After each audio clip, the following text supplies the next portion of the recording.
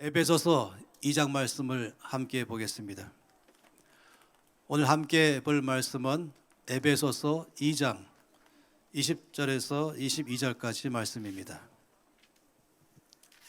같이 말씀을 읽겠습니다. 너희는 사도들과 선지자들의 터 위에 세우심을 입은 자라. 그리스도 예수께서 친히 모퉁이 돌이 되셨느니라. 그의 안에서 건물마다 서로 연결하여 주 안에서 성전이 되어가고 너희도 성령 안에서 하나님이 거하실 처소가 되기 위하여 그리스도 예수 안에서 함께 지어져 가느니라. 아멘. 오늘 우리가 첫 번째 던지고 싶은 질문은 교회란 이란 질문이에요. 교회란. 교회란 그럴 때에 거기에 대해서 두 가지의 질문이 가능합니다. 하나는 교회란 무엇인가? 또 다른 하나는 교회란 누구인가 하는 것입니다. 아마도 많은 사람들의 경우는 교회란 무엇인가를 많이 생각하지요. 그렇지만 또 놀랍게도 또 다른 질문은 교회란 누구인가 하는 것입니다.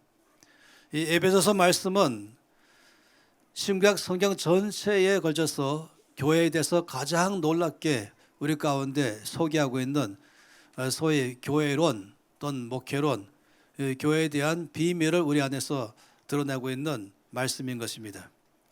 저는 오늘 이 모든 이 전체의 말씀이 끝날 때쯤 돼서는 여러분들 스스로가 교회란 할 때에 대해서 답변할 수 있기를 바라서 그런 것입니다. 이 에베소 말씀 안에 보게 될 때는 교회라고 말할 때에 칠판을 작게 띄워주시고 교회란 말할 때에 네 가지 면에서 저를 크게 하고 칠판을 작게 이 네 가지 면에서 크게 말씀하고 있습니다. 첫째는 교회를 이 사람의 몸에다가 비유하고 있습니다. 에베소서 1장 말씀에 보게 되면은 22절, 23절 말씀에 또 만물을 그의 발 아래 복종하게 하시고 그를 만물 위에 교회의 머리로 삼으셨느니라. 교회는 그의 몸이니 만물 안에서 만물을 충만케 하시니 충만이니라. 이 놀랍게도 말씀하시기를 이 교회를 설명할 때에 사람의 몸을 가지고 설명했습니다. 사람의 몸은 하나이지만은 그 한 몸 안에 크게 둘로 나눠져 있죠. 머리와 몸으로 되어 있습니다. 머리와 몸 그럴 때에 갖고 있는 특징은 일단 하나라는 것이에요. 머리 따로 몸 따로 없습니다. 머리 따로 몸 따로 그러면은 이거 심각한 일이 발생하는 것이에요. 머리와 몸 그러면은 하나다. 예수 그리스도와 교회는 하나다. 근데 머리는 예수 그리스도요, 몸은 교회라고 말할 때 쓰는 것입니다. 아마 이 말씀은 너무 놀랍고 또 너무 비밀이 많아서 훗날에 따로 떼어내서 바로 그리스도의 몸 되는 교회, 머리 대신 예수 그리스도의 몸 되는 교회를 따로 볼 마음이 있습니다. 두 번째로 에베소 말씀 가운데서는 교회를 설명할 때에 남편과 아내의 관계를 가지고 설명했습니다. 에베소서 5장 말씀은 특히 제가 결혼식 주례 볼 때마다 거의 예외 없이 늘 보는 놀라운 말씀이 있죠. 5장 22절부터 말씀 보면 아내들이여 자기 남편에게 복종하기를 죽게 하듯 하라. 왜냐하면 남편이 아내의 머리됨이 마치 그리스도께서 교회의 머리됨과 같다라고 말씀하면서 바로 주께서 교회의 머리됨처럼 이 아내와 남편의 관계를 설명합니다. 그러므로 교회가 그리스도에게 하듯 아내들도 범사에 자기 남편에게 복종할지니라. 또 남편들아 아내 사랑하기를 그리스도께서 교회를 사랑하시고 그 교회를 위하여 자신을 주신 같이 하라 하시면서 이 남편들아 아내들아라고 말씀하실 때에 놀랍게도 그 비결을 교회와 예수님과의 관계 안에서 설명합니다. 마치 예수님과 교회의 관계를 남편과 아내의 입장처럼 설명하는 것이죠. 그래서 5장 32절 말씀에는 이 비밀이 크도다. 나는 그리스도와 교회에 대하여 말하노라 라고 말씀하십니다. 구약 성경에서 호세아서는 이 면에 대해서 가장 잘 말씀하시죠. 하나님께서 호세아에게 한 여자를 아내로 맞이하라고 말씀했습니다. 그 여자 이름은 고멜이었습니다. 그런데 이 여자는 사실상 이 정상적 관계 속에서 남편을 대하지 못했죠. 이 도덕적이지 않은 그런 아내라고 말했습니다. 남편을 버리고 다른 데로 가버렸습니다. 그런데 하나님은 호세아에게 그 자기를 버리고 떠난 그 아내 고멜을 가서 찾아오라고 말했어요. 필요하다면 돈을 지불해서라도 데려오라고 말씀을 하는 일을 말씀했죠. 그 말씀 속에서 하나님께서 원래 메시지는 마치 네 남편 된 하나님, 아내 된 교회, 그의 백성을 말씀하시면서 하나님이 얼마나 그 교회를 일방적으로 조건 없이 끝없이 사랑하시는지, 용납하고 용서하고 이해하고 다시 받아서 회복하면서 큰 은혜를 주는 장면을 말씀하는 것입니다. 그래서 이 남편과 아내의 관계에서 통해서 교회를 또 잘 설명하는 것입니다. 세 번째는 또 에베소 말씀 가운데서는 교회를 설명할 때에 전쟁하는 군인으로, 용사로 설명하고 있습니다. 에베소서 말씀 가운데서 특히 6장 말씀은 그런 면을 잘 말씀하시죠. 먼저는 우리의 싸움의 대상이 누군지를 6장 12절에 말씀하시고, 그 다음에는 또 말씀하기를 13절부터는 우리가 어떻게 전장에 승리하는 용사 되기 위해서 우리가 무장해야 될 무장이 무엇인가, 이 전신갑주를 통해서 주께서 말씀하는 것입니다. 그래서 교회를 설명할 때에 전장하는 군인으로서의 교회, 군대로서의 교회를 서역 가운데서 말씀하는 것이죠. 네 번째는 이 에베소서 말씀 가운데서 설명할 때는 건물로 교회를 비유하면서 소개했습니다. 오늘 말씀이 바로 그 말씀이죠. 너희는 사도들과 선지자들의 터 위에 세워졌다. 이 건물을 견고한 터 위에 세우는 거 아니겠습니까? 그래서 어떤 건물이든지, 그것이 작은 1층짜리 집이든지 아니면 고층 빌딩이든지, 특히 높은 빌딩을 지려가면 할수록 먼저 그 터가 견고해야 되는 것입니다. 그 집이 견고한 집인가에 대한 중요한 조건은 그 기반이 견고한가에 달려 있습니다. 그런 면에서 주님 말씀하기를 예수께서 너희는 터 위에 세우심을 받았다라고 말씀하시고, 또 그리스도 예수께서 친히 모퉁이 돌이 되셨다라고 말씀했죠. 이 모퉁이 돌 그럴 때는 그것이 이 건물 전체의 기반 중심 되지 않겠습니까? 그의 안에서 건물마다 서로 연결하여 주 안에서 성전이 되어가고, 너희도 성령 안에서 하나님의 거하실 처소가 되기 위하여 그리스도 예수 안에서 함께 지어져 가느니라 라고 말씀하시면서 교회를 설명할 때에 건물로서의 교회를 설명하십니다. 베드로 전서에는 또한 베드로를 통해서도 동일하게 말씀했습니다. 이 베드로전서 2장 4절 5절 말씀 보면은 사람에게는 버림바가 되었으나 하나님께는 택하심을 입은 보배로운 산돌이신 예수께 나와 너희도 산돌같이 신령한 집으로 세워지고 예수 그리스도로 말미암아 하나님의 기쁘게 받으실 신령한 제사를 드릴 거룩한 제사장이 될지라 라고 말씀하십니다. 이 칠판을 보면은 이 특별히 에베소 말씀 가운데 네 번째 말씀하는 것이 바로 이 교회가 하나의 건물로서 설명을 잘 해주고 있는 것이죠. 혹시 내가 뭐가 잘못되어 있나요? 오케이, 알았어요. 다른 사람이 연결했답니다.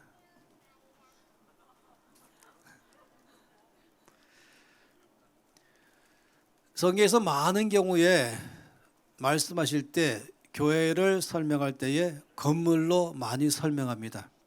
그래서 예수께서 교회의 모퉁이 돌, 교회의 견고한 기반 되시고 그 위에 이제 이 기반 위에 교회를 건물을 세울 때에 특히 여기서는 좀 돌집으로 말하면은 돌을 하나하나 놓으면서 교회를 건물을 세우는 것처럼 성경에서 말씀하기를 우리 예수 믿는 사람들은 한 명 한 명이 바로 교회를 지어가는 하나의 돌처럼 예수께서 모퉁이 돌이 되시고 또 우리는 또 산돌같이 교회가 되어간다 이렇게 말씀했습니다.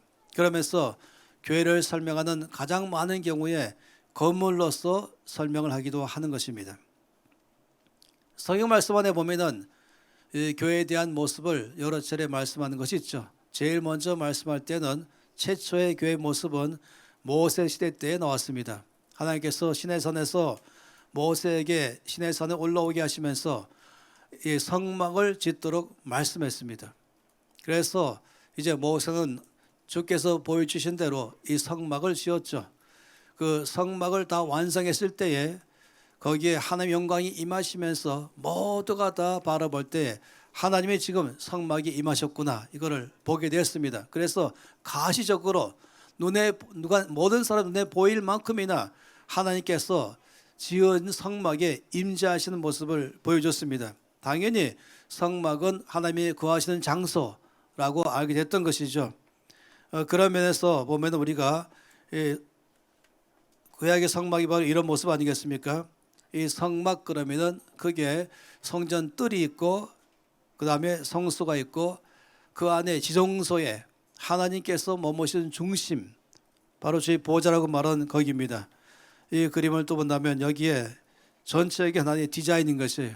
이런 식의 디자인 속에서 이제 성막을 지었던 것입니다. 여기에 중심은 바로 지성소이죠. 이게 바로 지성소입니다. 하나님께서 임재하는 곳, 거기에는 지성소라고 말한 자체가 가장 거룩한 장소, 지극히 거룩한 장소, 이것이 이제 지성소란 뜻이죠.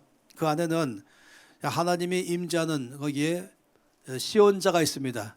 그러니까 속죄의 자리죠. 거기는 천사가 두 날개를 쭉 펼치면서 그 일을 돕고 있습니다. 여기에는 오직 대제사장이 1년에 한 번씩만 들어가는 곳, 하나님은 여기에 머무신다. 이렇게 일반적으로 말씀을 많이 하는 것입니다. 온 이스라엘 백성들이 이제 이 성막이 완성된 다음에 가나안 땅에 갈 때까지 그들의 모든 진행의 중심에는 성막이 있었습니다. 이건 지금 이 법궤 시온자를 말하죠. 이것은 광야를 지나갈 때의 광경입니다.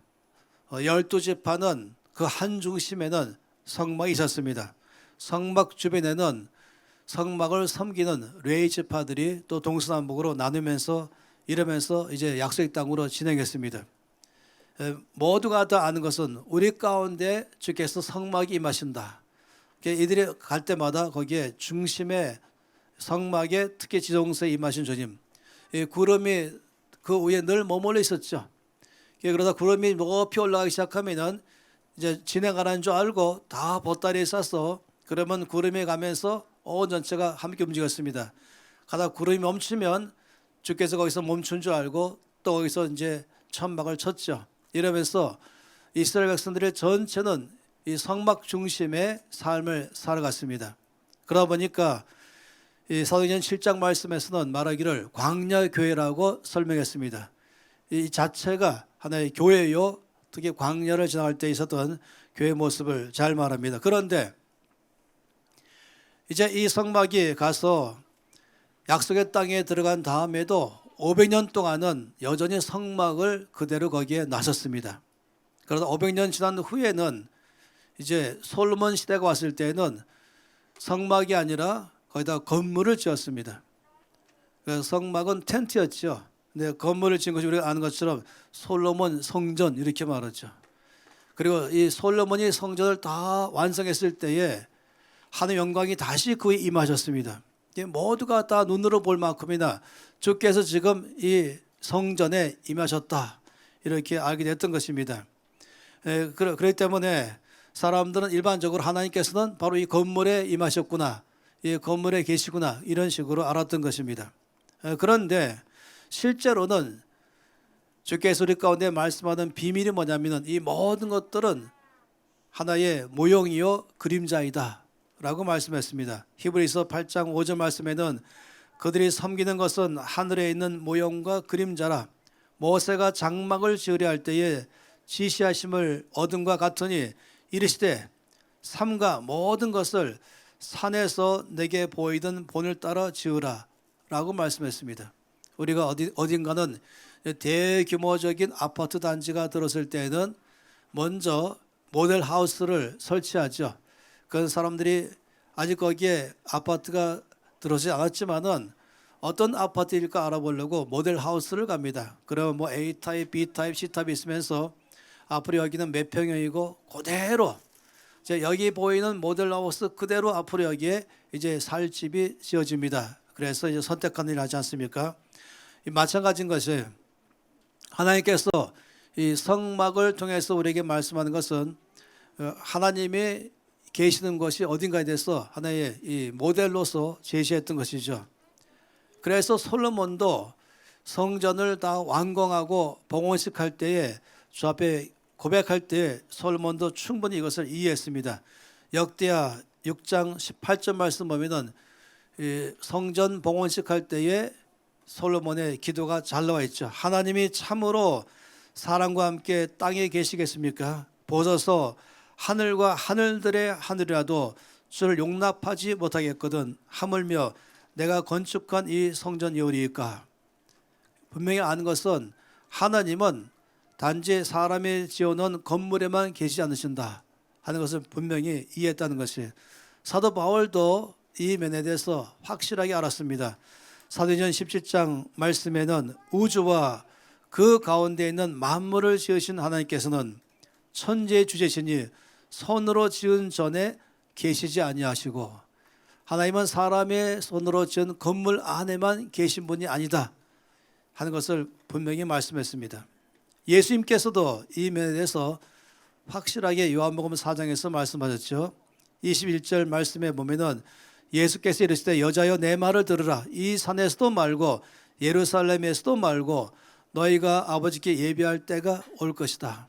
그러니까 당시에는 모두가 다 하나님께 예배를 드리려고 한다면 다 예루살렘에 가서 성전에 들어가서 성전에서 예배를 드린 것입니다. 따라서 지금 사마리 여인이 우리는 지금 이 예루살렘에 갈 수 없는 지역에 있는데 꼭 거기 가면 됩니까? 라고 물으니까 하나님께 예배할 때가 올 것인데 그때는 예루살렘도 아니고 바로 그들이 머물고 있는 이 사마리아에 있는 그 산도 아니라는 것입니다.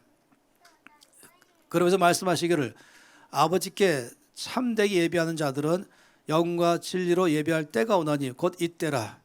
아버지께서는 자기에게 이렇게 예배하는 자들을 찾으시느니라. 하나님은 영이시니 예배하는 자가 영과 진리로 예배할지니라 라고 말하는 것입니다.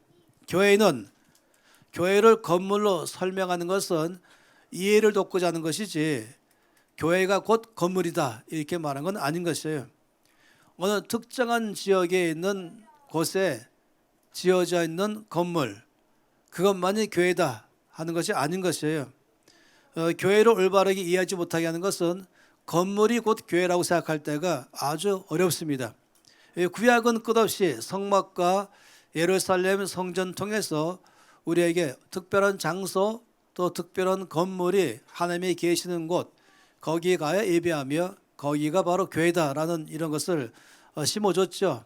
이러다 보니까 신약시대에 살고 있는 우리들에게도 이 모델하우스에만 계속 바라보는 것처럼 되어 있는 것이에요. 오늘 저는 여러분에게 성경 말씀을 통해서 명확하게 교회란 여기에 대한 답변을 얻기를 바라는 것입니다. 한마디로 말하면 교회는 건물을 가리켜 말한 것이 아니고 사람을 가리켜 말한 것입니다. 이거는 이제 우리 구약에 있는 이 예루살렘 성전에 대한 하나의 그림 그리는 거죠. 생각해 보면 이것입니다. 이 교회라고 말할 때 쓰는 단어가 있는데요. 그 단어가 에클레시아라는 단어를 성경에서 사용했습니다. 이 에클레시아라는 단어는 두 개의 단어가 합쳐서 된 것입니다. 에크라는 이 단어와 클레시아라는 단어가 합친 것이, 에크라는 단어는 어디로부터 나오다 하는 것입니다. 그리고 나와서 특별하게 부르심 받아서 모여있는 무리를 가리켜 말할 때 쓰는 것입니다. 그래서 교회라고 말할 때 쓰는 이 에클레시아를 정확하게 표현한다면 하나님으로부터 부르심 받아서 세상으로부터 나와서 하나님께로 와서 모여있는 무리, 이 전체를 교회다라고 말하겠습니다. 다시 말하면 교회는 건물을 말하는 것이 아니라 교회는 이 땅에서부터 구별되어서 예수 믿고 주께로 나와 있는 그 무리 자체, 그 2명 이상의 사람들을 다 합칠 때에 그때 교회라고 말한 것입니다. 그러면은 이와 같이 지금 우리가 모여서 예배드린 이 건물은 뭐라고 말합니까? 이거는 교회당 또는 예배당 이렇게 말하죠. 이 자체가 교회가 아니라 교회는 바로 저 여러분이 교회인 것입니다. 그리고 이 장소는 그걸 갖다 교회당 이렇게 말하는 것이죠.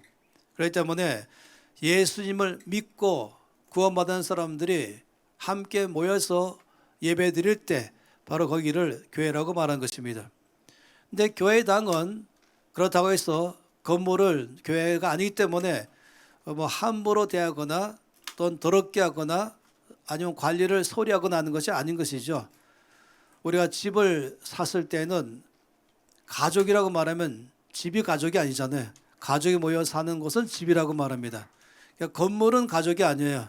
건물은 가정집이죠. 그리고 가정 그러면 거기에 함께 모여 사는 식구들을 말할 때 가족 또는 가정이라고 말합니다. 그런데 그 집에 모여 사는 사람이 가족이지만 그 집은 중요하잖아요. 그래서 집을 꾸미기도 하고 또 집을 여러 가지로 잘 그것을 인테리어하면서 살아가는 것입니다. 아까 봤던 그림이 바로 그런 면에서 이 가정 할 때 우리가 집은 가정이 아니고 그건 가정집이죠. 이것이 가정의 거실입니다. 또 이렇게 함께 식탁에 둘러앉아서 또 식사하거나 또는 파티하면서 교제하죠. 이 가정이 꾸미는 공간들입니다. 이걸 보고 있으면 제가 말한 것은 사람이 사는 그 집을 사고 또 잘 꾸며서 거기서 할 수 있으면은 가족들이 편하게 잘 수 있도록 하는 것처럼 교회당도 그 자체가 거룩함이 아니라 교회당은 교회가 모여서 예배드리는 장소이기 때문에 또 교회당을 사기도 하고 렌트하기도 하고 또 내부 안에 인테리어하기도 하면서 예배를 드리면서 신앙생활하기에 딱 좋은 그런 분위기를 환경을 만드는 것이 우리가 하는 일인 것입니다. 그런 면에서 교회라고 할 때는 언제든지 건물이 아니라 사람을 가리켜 말한 것이 마태복음 18장 20절 말씀에는 두세 사람이 내 이름으로 모인 곳에는 나도 그들 중에 있다고 말씀했습니다. 2명 이상이 주 예수 이름으로 모여서 초점이 모이자 마지막 쇼핑 얘기하는 그런 모임 말하는 게 아니라 모여서 주님을 예배할 때 주 예수 이름 모이고 주를 예배하는 그 자체를 그것을 갖다가 교회라고 말씀을 하는 것입니다. 우리가 오늘 보는 말씀이 바로 에베소 2장 말씀 아니겠어요? 2장 22절 말씀에 너희도 성령 안에서 하나님이 거하실 처소가 되기 위하여 그리스도 예수 안에서 함께 지어져 가느니라. 참 놀라운 말씀이에요. 이 건물로 지금 설명하지만 그러나 내면으로 말한다면은 하나님이 거하실 처소 그러면은 건물이 아니라 바로 2명 이상이 예수 이름으로 모여서 주 앞에 예배드리는 바로 그것이 교회요. 바로 그 교회가 하나님이 거하실 처소라고 말씀하는 것이에요. 이 처소라고 말한 것 자체 보면은 가정 같은 것이죠. 한 집에 사는 가족들이 다 한 곳에 모여가지고 그리고 서로 그 안에서 교제하고 서로 사랑하고 섬기고 기뻐하고 즐거워하고 또 위로하고 격려하고 하는 그것이 가족 아니겠습니까? 그리고는 한 주간 동안에 아침에는 다 일어나서 학교 가기도 하고 또 일터로 가기도 하면서 또 뿔뿔이 하루 종일 헤어져서는 또 거기서 주어진 사명을 다 성취하죠. 어떤 아이들은 앞으로 미래에 하나님의 사람으로 살기 위해서 준비 과정으로 공부하고 또 어른들은 이제 하나님께서 맡긴 사명을 감당하려고 또 일터에 나가서 한 주간 동안 있습니다. 그 저녁 때 되면은 다 가정으로 모이면은 그 안에서 교제하면서 서로 하나님 안에서 은혜와 사랑 가운데 머무는 것이죠. 마찬가지인 것입니다. 교회란 바로 그런 것입니다. 우리가 일주 월요일부터 토요일까지는 각자에게 주어진 일터로 바로 거기가 사역지죠. 사명을 성취하고 그리고 우리는 약속하기를 주일마다 모인다라고 했습니다. 한 장소에서 온 성도가 이제 다 같이 모인다. 모이는 그 순간에 바로 거기가 교회가 되는 것입니다. 그리고 교회는 그 안에 여러 교파들이 있어요. 교파가 다르다고 해서 다른 교회는 아닌 것이에요. 교회는 하나인데 거기에 다양한 교파가 있는 것입니다. 마치 그 집에 보면은 집의 구성원들이 개성이 다 다르잖아요. 또 성격도 다르고 취향도 다릅니다. 또 직업도 다르죠. 어떤 사람은 학생이고 어떤 사람은 그 집 사람이 학교 선생님일 수도 있고 어떤 사람은 또 나가 의사일 수도 있겠고 어떤 사람은 또 나가서 시장에서 장사하는 사람도 있겠어요. 그렇지만 모두가 다 가족입니다. 각자가 하는 일이 다르고 또 개성이 다르다고 해서 가족이 아닌 게 아닌 것입니다. 교회도 마찬가지예요. 교회마다 거기에는 그 스타일에 따라서 또 교파가 있기도 하는 것이죠. 또 어떤 데서는 축제로 모이는 교회가 있습니다. 모이면은 일어나고 그리고 주께 주신 은혜를 마음껏 표현하면서 손뼉치고 점프하고 그러면서 주 앞에 전심을 예배드리는 교회가 있죠. 어떤 교회는 한 차분하게 앉아가지고 또 주 앞에 조용히 드리는 예배가 있습니다. 어디가 더 좋은 교회냐 하는 건 아닌 것이에요. 가정 안에서 개성이 다른 사람 중에서 어느 사람이 좋은 사람이냐 하는 것이 아닌 것처럼 시끌벅글한 사람이 있는가 하면 조용한 사람이 있는 것처럼 교회마다 다른 것입니다. 그러다 보니까 우리가 신앙생활 하면서 기왕이면은 나 자신하고 맞는 교회 그런 교회를 찾아서 거기서 또 신앙생활을 하게 되어 있는 것이죠. 그래서 우리가 기억해야 되는 것입니다. 교파가 다르다고 해서 교회가 다른 건 아닌 것이에요. 에베소 4장 말씀 가운데 교회에 대한 특징을 7가지로 말씀했습니다. 4장 4절 말씀부터 보면 몸이 하나요 성령도 한 분이시니 이와 같이 너희가 부르심의 한 소망 안에서 부르심을 받느니라. 주도 한 분이시요 믿음도 하나요 세례도 하나요 하나님도 한 분이시니 곧 만유의 아버지시라. 만유 위에 계시고 만유를 통일하시고 만유 가운데 계시도다.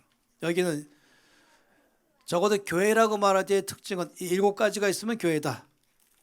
몸 하나, 성령, 소망, 주 예수 그리스도, 한 믿음, 한 세례, 한 하나님 아버지.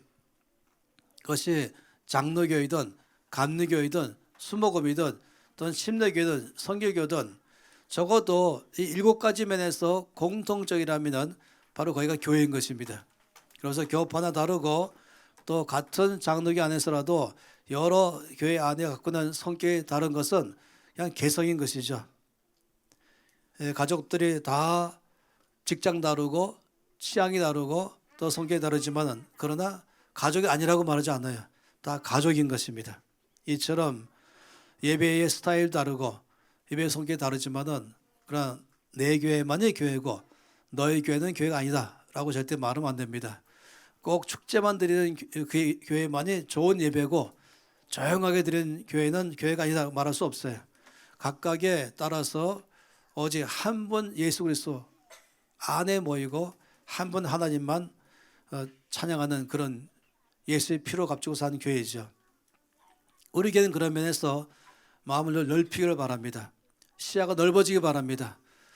적어도 7가지 면에서 다 공통이라면 우리는 모든 사람들 다 한 교회 속에 서로 간에 인정하고 또 사랑하고 하는 것이죠. 명확한 것은 이 교회를 하나님이 거하실 처소라고 말씀했다는 것이에요. 하나님의 인자가 있는 것이죠. 하나님은 어디 계시는가? 이 처소란 말이 뭐겠어요? 처소란 말은 사는 곳, 집 이런 면에서 쓰는 것입니다. 당신 어디 사세요? 라고 말하는 것처럼 그러면 하나님 어디 사세요? 한다면 다르게 말하면 하나님 처소가 어디 있어요? 거하시는 처소가 어디 있어요? 하는 것입니다. 명확하게 주께서는 예수 이름으로 믿는 사람들이 함께 모여서 예배드리는 그곳 바로 거기가 교회요. 하나님 바로 거기에 머무신다. 그래서 거기가 바로 주님께서 거하실 처소라고 말씀하십니다. 그 처소의 교회의 특징은 바로 예수께서 교회의 모퉁이 돌이 된다고 말씀하셨어요. 다시 말하면 모든 교회의 기초는 예수님의 고난받으심, 예수님의 십자가에서 나의 모든 죄를 위해서 돌아가심, 그리고 3일 만에 다시 부활하셔서 우리 모두에게 새 생명 주심, 이것을 믿는 사람이라면 다 거듭난 사람이요. 그러면 바로 그 사람이 바로 크리스찬이요. 이런 사람이 모인 것이 교회인 것입니다. 어떤 교회든지 교회의 가장 중심, 모이는 이유요, 예배하는 중심은 항상 예수 그리스도인 것입니다. 그래서 교회의 모퉁이 돌은 예수 그리스도이시다 라고 말한 것입니다. 또 그러면서 교회를 사도들과 선자들의 터 위에 세워졌다 이렇게 말한 것이에요. 이거는 교회를 개척하고 교회가 성장하고 교회가 사명을 다하는 데 있어서 아주 중요한 역할을 하는 두 하나의 직분이 있는데, 하나는 사도입니다. 또 하나는 또 선자입니다. 에베소는 이 말씀을 나중에 더 자세히 여러 가지 말씀하고 있어요.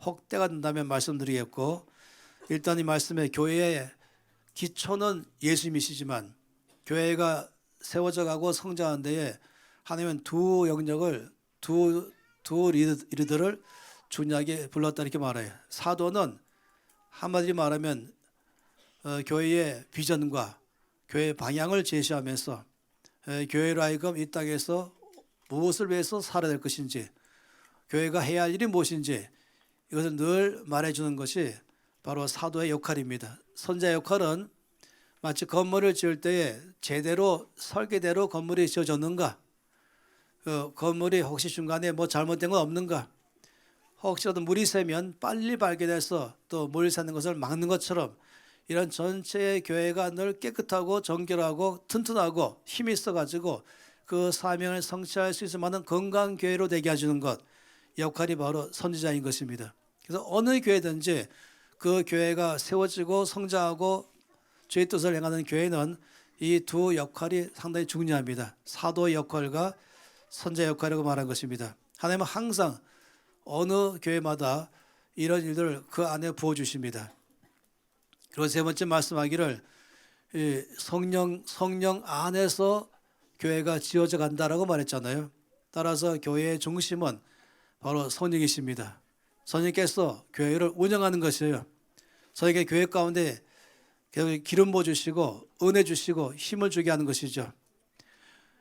성경 말씀 가운데 영과 진리로 예배하라고 말씀할 때는 성령에 의해서 예배하라, 말씀에 의해서 예배하라 이런 것이에요. 그래서 예배의 모든 중심은 성령께서 이끄시는 대로, 말씀에서 보여주시는 대로 드린 예배를 말합니다. 어떤 경우는 교회에서 예배 드릴 때에 순서지를 잘 짜가지고 그 순서에 맞게 예배를 드리기도 하죠. 이걸 갖다 주보라고 말하지 않습니까? 그러니까 미리 다 나눠주면서 오늘 교회는 이런 순서로 예배를 드릴 것입니다 하고는 예배를 인도하는 사회자는 그 순서에 따라서 예배를 이끌어가고, 그 순서 안에 있는 책임 맡은 여러 사람이 있다면 그때마다 거기에 따라서 또 나와서 예배를 아주 풍성하게 하는 것이죠.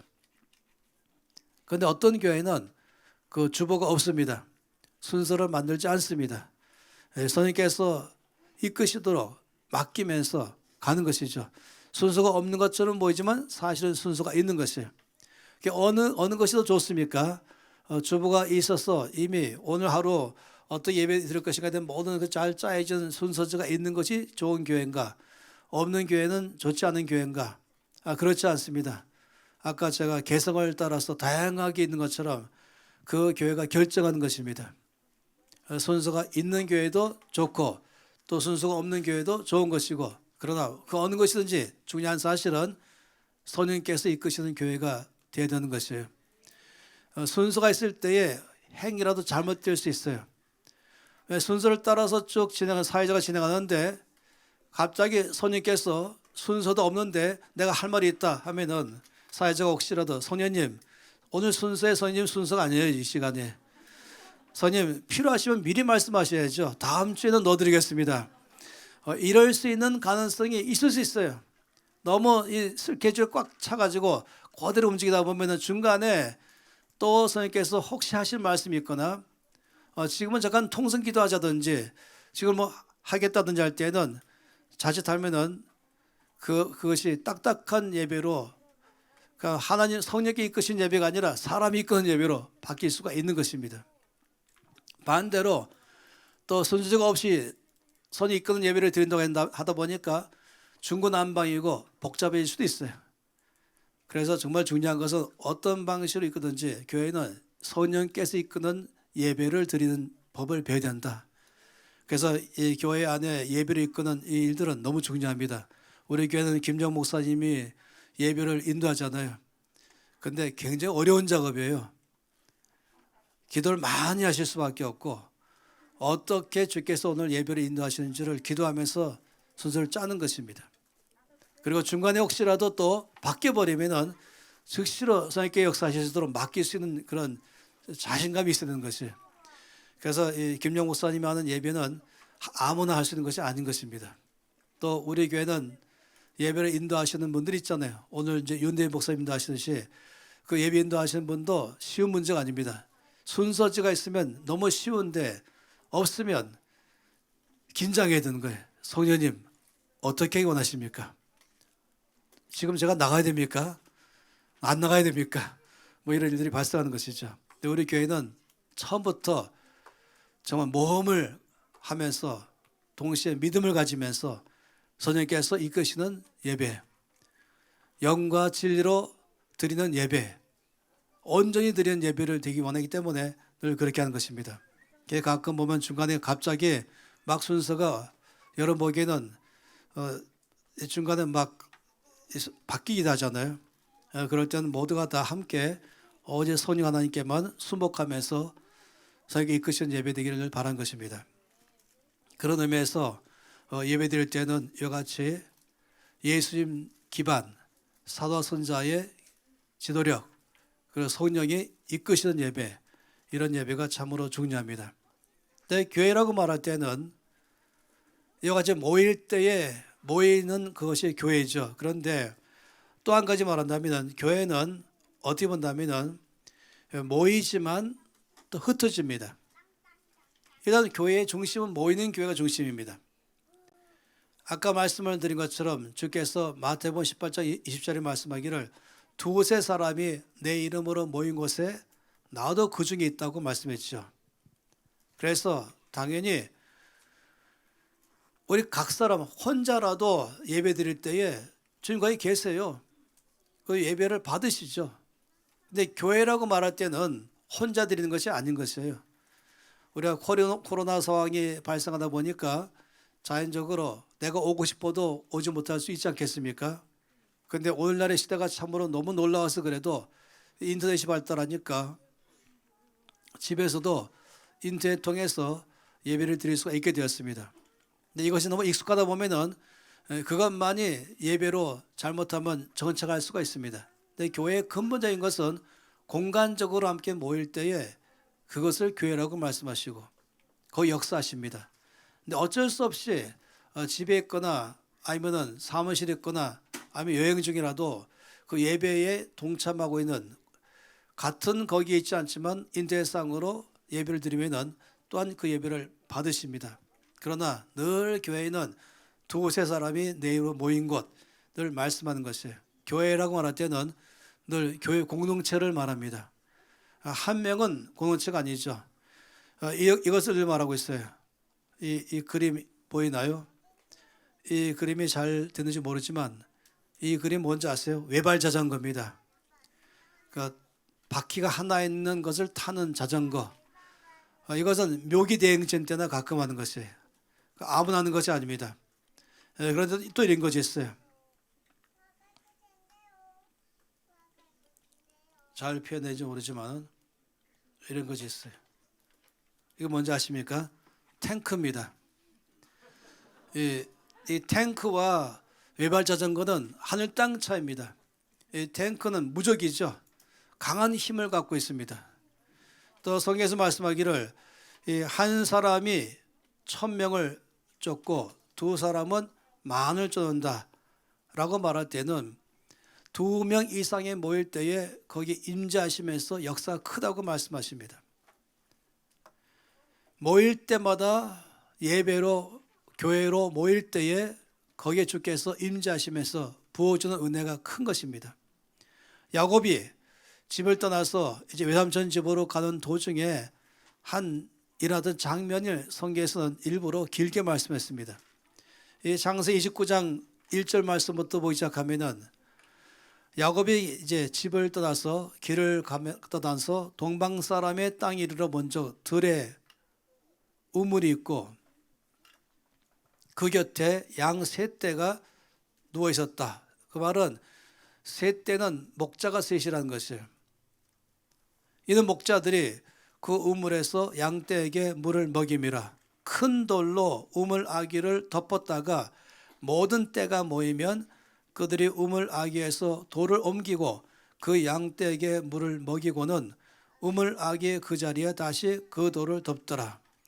이 중동에는 주로 목축업이 중심이지만 광야가 많잖아요. 또 물이 아주 귀합니다.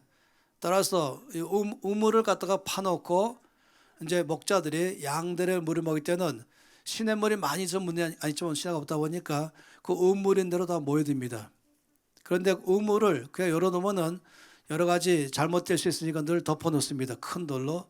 그리고 양떼들이 오면은 그 돌을 치우고 물을 다 양떼에게 마시게 하는 것이죠.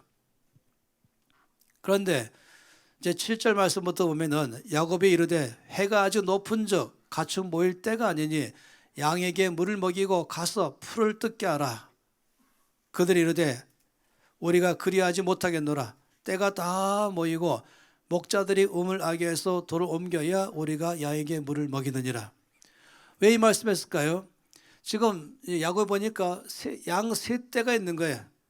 엄청 많은 거죠. 한 떼가 100마리라면 300마리 양이 좀 모여있고 3명의 목자가 그 양떼와 함께 앉아 있는 것이에요. 그러니까 야곱이 말하기를 왜 여기 와서 앉아 있습니까? 지금 아직은 낮인데 다시 물 먹인 다음에 또 풀 먹이다가 해야 되지 않겠습니까? 했더니 이들이 말하기를 아니 우리 그렇게 못한다고. 왜냐하면 이 우물을 먹기로 한 양떼가 약속된 게 있습니다. 그러니까 예를 들어 7대, 그러니까 7명의 목자가 이끄는 때가 다 모이면 그때 가서야 이 우물 아구의 뚜껑을 벗긴 다음에 먹이기로 약속한 것 같아요. 지금 3떼밖에 안 왔잖아요. 아직 4떼가 더 와야 되기 때문에 다 모이면 그때 가서 우리가 함께 먹이로 약속했습니다. 이렇게 말씀했어요. 성경에서 이 창세기에서 이 말씀을 왜 기록했을까? 물론 당시의 습관도 말하겠지만 오늘 우리에게 말씀하는 이것입니다. 우리 교회, 누비전 교회가 있는 성도가 있잖아요. 정기적으로 이 누비전 교회 공동체라고 말하는 성도가 있어요. 등록된 성도가 있죠. 이 성도들이 다 주일날 함께 모이면은 그때 하나님께서는 하늘의 우물의 뚜껑을 여시고 모인 우리 모두 가운데 충만하게 부어주신다 이 말씀하는 것입니다.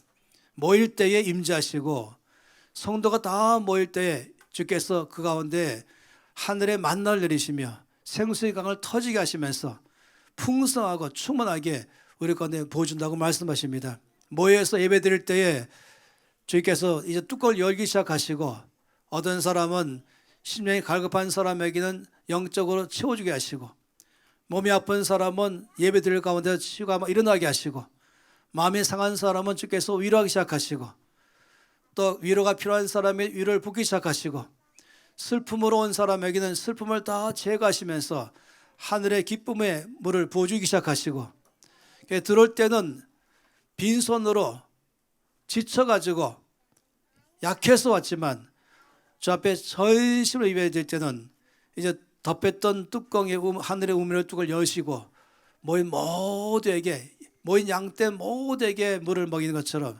주께서 예배 가운데 역사하기 시작한 것입니다. 그러니 참으로 놀라운 것이죠. 신령한 음식을 온 성도와 함께 모여서 예배할 때 부어주는 것입니다. 그래서 숫자가 많다 적다가 아니라 그 교회가 함께 예배드리는 식구들, 그 교회 식구들이 더 많이 모일 때에 그때 역사하신다고 말하는 것이에요. 그러니까 몇 프로라고 말하는 것이죠. 그래서 저는 가급적 우리 교회가 앞으로도 1부, 2부로 안 나누고 다 같이 모일 수 있는 그런 공간이면 좋겠다 하는 것이에요. 그러면 한 번에 더 큰 역사가 주께서 부어준 역사가 일어나기 시작한 것이죠. 고린도전서 10장 말씀에 다 같은 신령한 음식을 먹으며 다 같은 신령한 음료를 마셨으니 이는 그들을 따르는 신령한 반석으로부터 맞았음에 그 반석은 곧 그리스도시라. 온 성도가 함께 모일 때에 다 같은 신령한 음식을 먹었다. 또 다 같은 신령한 음료를 마셨다. 하늘의 모든 풍성한 복을 다 같이 모일 때마다, 교회에 모일 때마다 주께서 임재하시고 부어주는 걸 말하는 것입니다. 성경 말씀은 참으로 놀랍습니다. 끝없이 말씀하기를 모일 때마다 주께서 이같이 하나님께 예비하신 모든 은혜를 넘치게 부어준다고 말씀했습니다. 히브리 10장 말씀에는 그러므로 형제들아 하면서 한마디로 말하면 그러므로 형제들아 우리가 예수의 피를 힘입어 하나님께 나가자. 이 말씀에 앤드류 머리는 이 하나님이 계신 지성소에 다 같이 모일 때에 바로 주님이 계신 지성소로 나간 것이고 그때 주께서 우리를 만나 주시는데 그 장소의 영적인 충만함을 아름답게 표현했습니다. 그는 이렇게 말했습니다. 여기서 바로 성도들이 함께 모여서 예배드리는 바로 거기 주님 거하실 처소에서 여기서 우리는 아버지의 얼굴을 볼 것이요 그의 사랑을 맛볼 것이다. 여기서 그의 거룩하심을 하나님은 우리 가운데 나타내신다. 여기서 사랑과 예배와 기도의 향연이 펼쳐진다. 여기서 하나님과의 풍성한 교제가 이루어진다. 여기서 중보기도자의 능력 있는 기도가 이루어진다. 여기서 하나님과 어린 양의 보호자로부터 끊임없이 흐르고 넘치는 성령의 강이 있을 것이다. 여기서 우리는 우리의 영혼이 독수리 날개치며 올라간 같이 새 힘을 얻을 것이며 또한 제자장으로서 세상에 축복을 줄 수 있는 힘과 사랑을 갖게 된다. 여기서 우리는 매일 그의 뜻을 이루는 통로가 되도록 신선한 기름 부음을 받는 체험의 장소가 될 것이다. 여러분 이것이 바로 매 주일마다 기대하고 있는 것입니다. 매 주일마다 온 성도가 함께 다 모일 때마다 이런 놀라운 영적 체험을 하게 되는 것입니다. 그래서 기대하는 것이죠. 치유가 있으며 위로가 있으며 회복이 있으며 새 힘을 얻기 시작하는 것입니다. 때로는 한 주간 삶에서 지쳐있거나 또는 죄에 의해서 어렵거나 또는 실패한 삶이라 할지라도 주님 모일 때에 넘치게 새 힘을 주심으로 한 주간의 삶을 우리가 사명을 성취할 만한 삶으로 살게 해주신 것입니다. 그래서 끝나고 나갈 때는 정말 기대가 큰 것입니다. 그래서 말씀하기를 주께서 말씀한 대로 모이기를 피하는 어떤 사람의 습관처럼 하지 말고 더 모이고 더 격려하고 더 위로하고 예배를 드리는 삶을 살아가자라고 말씀하는 것입니다. 모일 때마다 이런 역사가 늘 일어나는 것이에요. 그 다음에는 다 예배가 끝나면 예배 끝난 게 아닌 것이에요. 예배가 다 끝나면은 이제부터는 일주일 동안에 한 주간 동안에 우리는 땅끝으로 파송되는 것입니다. 거기 가서는 우리가 주일날 받은 은혜를 가지고 힘을 가지고 월요일부터 토요일까지 맡기는 그 모든 일터에서 거기에 하나님 나라가 임하도록 하는 삶을 살게 되는 것입니다. 그래서 이사야 49장 6절 말씀에 말씀했죠. 그가 이르시되 내가 나의 종이 되어 야곱의 지파들을 일으키며 이스라엘 중에 보존된 자를 돌아오게 할 것은 매우 쉬운 일이라. 내가 또 너를 이방의 빛으로 삼아 나의 구원을 베풀어서 땅끝까지 이르게 하리라. 그래서 우리가 예배 끝날 때는 예배가 마치면 다 마친 것이 아니라 이제부터는 땅끝에 가서 이방의 빛이 되어서 거기에 주의 구원이 임하게 하는 데에 한 주간의 삶을 살게 되는 것입니다.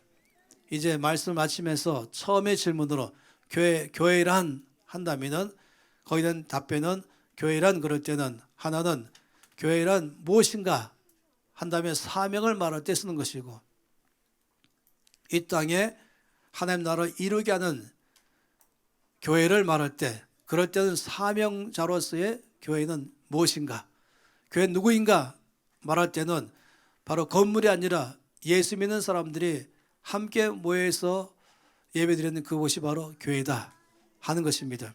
하나님께서 우리를 그런 교회로 부르신 줄 믿습니다. 정말로 우리 교회가 주 앞에 말씀하는 교회로서 이 땅에서 하나님을 예배하며 예배 중에 신령한 은혜를 맛보기 시작하며 또 한 주간은 사명을 성취하는 교회로 살기를 바라는 것입니다.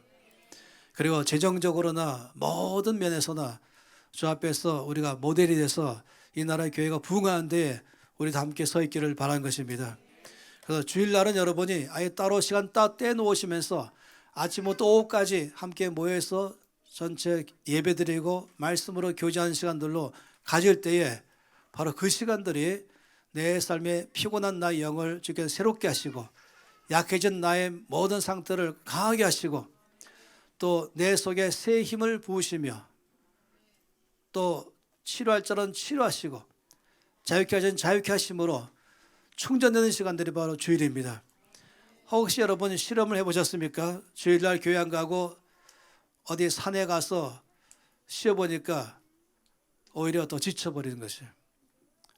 집에서 하루 종일 푹 잠을 자면 물론 필요하면 잠도 자야 되고 또 산에도 갈 수 있어요. 그렇지만 주일날 모일 때 거기 바로 휴식의 장소요. 모일 때 거기가 바로 치료의 장소요. 모일 때 바로 거기가 나에게 새 힘을 얻는 장소인 줄 믿습니다. 우리가 모일 때마다 주께서 임재하심으로 그 은혜를 넘치게 부을 줄 믿습니다. 함께 손들고 기도하겠습니다. 저 앞에 전심으로 모이며 우리가 모여서 저 앞에 전심으로 찬양할 때에 주께서 마련하신 하늘의 우물의 뚜껑을 여시면서 모든 성도를 충분하게 넘치고 충분하게 마시게 하는 것 감사합니다. 모이기를 힘쓰겠습니다. 전심으로 저 앞에 예배하며 나갑니다. 예배 드릴 때마다 만나신 주님을 찬양합니다. 다 함께 통성으로 기도하시겠습니다. 아버지 참으로 감사합니다. 우리가 저 앞에 모일 때마다 전심으로 저 앞에 예배하며 나갑니다. 주께서는 바로 주의 백성들이 함께 모이는 교회가 될 때에 바로 거기가 주의 구하시의 처소에 있습니다. 역사하시며 영광 주님을 찬양합니다. 아버지께 온 경배를 드리며 예배합니다. 그때마다 우리 가운데 주께서 하늘의 충만한 생수를 그 우물을 여시고 부으셔서 치료하시고 회복하시고 자유케 하시고 새롭게 하시고 넘치게 하시고 찬양합니다. 아버지 모이기를 힘쓰는 교회가 되겠습니다. 전심으로 예배하는 교회가 되겠습니다. 성령께 의해서 드린 예배의 삶을 살겠습니다. 영광 받아주시옵고 충만케 하시므로 한 주의 삶을 모든 것에 넘치게 하게 하셨습니다. 아버지 감사합니다. 우리가 온 성도가 다 같이 한 장소에 모여서 예배 드릴 때마다 우리를 교회되게 하시고 바로 주께서 거기에 거하실 처소가 되게 되셔서 우리 가운데 늘 계심을 감사합니다. 예배를 받으시옵소서. 저 앞에 교회로 예배 드릴 때마다 임재하시면서 마련하신 모든 하늘의 만나를 생수를 우물의 우물을 뚝을 여시면서 온 성도 가운데 넘치게 부으셔서 감사합니다. 치료하시고 회복하시고 위로하시고 또 자유케 하심으로 신선 기름 부음을 받게 하셔서 한 주간의 삶을 이 땅에 영양주의자 삶을 살게 하신 주를 찬양합니다. 주 예수 이름으로 기도합니다. 아멘.